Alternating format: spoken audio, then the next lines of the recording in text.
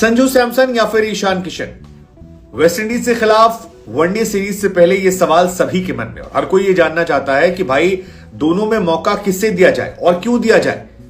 उस ईशान किशन को दिया जाए जिन्होंने टेस्ट मैचेस में अभी हाल फिलहाल में 50 रन ठोके हैं 33 बॉलों में, तेज तर्रार अंदाज में, जो टीम के साथ लगातार बने रहे हैं, जिनके बारे में कहा जाता है कि वो सभी के फेवरेट हैं, टीम में जितने सीनियर खिलाड़ी हैं। या फिर वो संजू सैमसन जिनके बारे में कहते हैं कि ना प्यार है, ना टैटू है, ना कोई कूल स्टाइल है, लेकिन हां एक फैन फॉलोइंग है जो उनको मानती है और ये मानती है कि अगर मौका मिला तो वो बहुत बड़े एसेट है।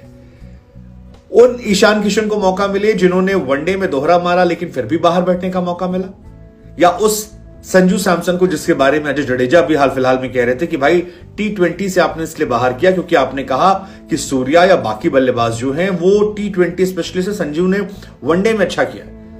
और अब जब वनडे में संजू का एवरेज बेस्ट है सारे खिलाड़ियों में, जितने भी टीम इंडिया में खिलाड़ी हैं सबसे ज्यादा एवरेज उनका है, तो क्या उनसे उनका हक आप छीनेंगे? और अगर छीनेंगे तो क्या यह जायज है?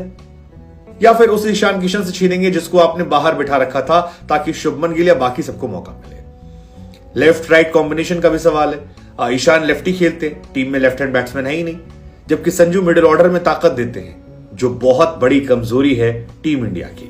अब संजू और ईशान जो है दोनों अपनी अपनी जगह अच्छे हैं, दोनों अच्छे कीपर भी हैं। ऐसा नहीं कि ईशान 19 कीपिंग करते हैं, संजू बहुत ज्यादा अलग है बल्लेबाजी में उनसे। अगर आप कीपिंग की बात करेंगे तो 11 मैचेस खेले संजू सैमसन ने वनडे में, 14 मैचेस खेले हैं ईशान किशन ने। संजू ने 7 कैचेस पकड़े हैं, 2 स्टंपिंग की है। ईशान किशन की बात की जाए तो 5 कैच पकड़े, 2 स्टंपिंग की है। संजू ने T20 में 17 मैचेस खेले, ईशान ने 27 खेले हैं। संजू ने 9 कैच पकड़े हैं, 2 स्टंपिंग की है। ईशान ने 12 कैच पकड़े हैं 27 मैचेस में, 2 स्टंपिंग की है। आईपीएल की बात की जाए तो 152 मैचेस खेले हैं, संजू के पास एक्सपीरियंस कहीं ज्यादा है ईशान किशन से। और ईशान ने 91 मैचेस खेले, संजू ने उसमें 76 कैच 15 स्टंपिंग, तो ईशान की बात की जाए तो 42 कैच 5 स्टंपिंग की है।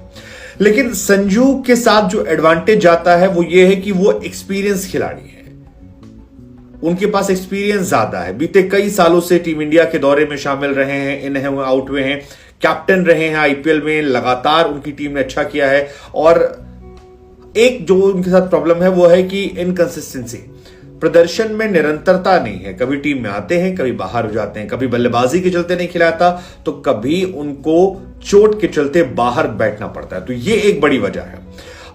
मेंटली वो काफी टफ है, ये माना जाता है उनके बारे में कि बहुत स्ट्रांग खिलाड़ी है मेंटली, और खराब अच्छी दोनों गेंदों पर बेहतरीन शॉट खेल लेते हैं। मिडिल ऑर्डर में मजबूत खिलाड़ी हैं, लोअर ऑर्डर में आकर इनिंग जिताने की क्षमता रखते हैं। और सबसे बड़ी बात जो उनके फेवर में आती है कि आपके पास ओपनिंग बैट्समैन बहुत सारे हैं, मतलब आपके पास शुरू के 3-4 बल्लेबाज बहुत सारे हैं, आपके पास लोअर ऑर्डर में बैट्समैन नहीं है। और उस जगह पर जब ऋषभ पंत नहीं है, उस जगह पर जब श्रेयस अय्यर नहीं है, उस जगह पर जब और कई खिलाड़ियों को लेकर सवाल खड़े हैं, केएल राहुल की गैर मौजूदगी है, तो वहां पर संजू सैमसन फिट बैठते हैं। और शायद यही वजह मानी जा रही है कि शायद सैमसन को शुरुआती मैचेस में प्रायोरिटी दी जाएगी और सैमसन खेलते नजर आएंगे। सैमसन ने फिलहाल 11 मैचेस में 330 रन बनाए हैं, 7 कैचेस 2 स्टंपिंग पकड़े हैं, ये उनका ओवरऑल परफॉर्मेंस है। लेकिन वही जो इनकंसिस्टेंसी है वो उनके लिए हमेशा घातक रही है। वनडे फॉर्मेट के हिसाब से संजू अच्छे हैं क्योंकि स्ट्राइक रोटेट करना आते हैं, धैर्य के साथ बैटिंग करते हैं और आसानी से विकेट नहीं गंवाते। और सबसे बड़ी बात है फुल टाइम विकेट कीपर है, ये उनकी सबसे बड़ी स्ट्रेंथ है। और शायद इस वजह से मौका जो है उनको शुरुआती मैचेस मिल जाए। लेकिन वीकनेस क्या है, बड़े टूर्नामेंट्स का उनको अनुभव नहीं है। वर्ल्ड कप से पहले उनको देखा जाएगा, फिटनेस उस लेवल की नहीं है जितना सवाल खड़ा होता है, इंजरी की चांसेस ज्यादा हैं। और ये कहा जाता है कि 10 पारियों में 250 उन्होंने मारी है। अगर आप उनके वनडे करियर की बात करेंगे तो 11 मैचेस में 330 रन है, जिसमें 66 का एवरेज है, लेकिन केवल 2 अर्धशतक है, ये एक उनके साथ डिसएडवांटेज है।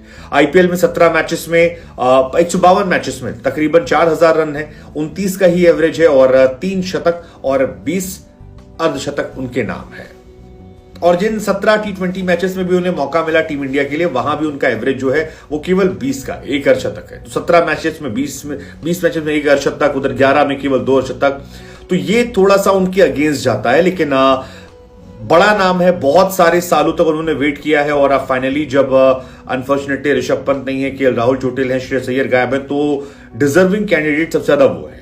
अब ईशान किशन की बात की जाए तो ईशान किशन ने वनडे क्रिकेट में दोहरा शतक मारा था, और उसके बाद ऐसा लगा था कि शायद अब कोई दूर दूर तक नहीं है। लेकिन फिर शुभमन गिल को मौका दिया टीम इंडिया कैप्टन रोहित ने, और शुभमन आए, शुभमन फिर 2 शतक मारे, और उसके बाद ईशान बाहर बैठे रहे। ईशान के साथ भी प्रॉब्लम वही है कि चल गए तो चांद तक, नहीं तो शाम तक, इनकंसिस्टेंट है।